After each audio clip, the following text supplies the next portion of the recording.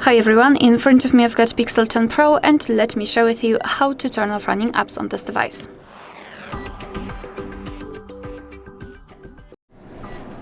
So first of all, we have to open the recent. If you've got the 3-button navigation, simply tap on the button with a square icon, and if you've got the gesture, swipe your finger from the button to the center of your device and hold your finger somewhere here, something like that. And here we've got the recents. So basically, if you wish, you can turn them off manually one by one just by swiping them up.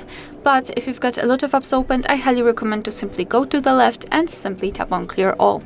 Now we just got back to the home page, so let's enter the recents to check, and here we've got no recent items, which means that we just successfully closed all background apps.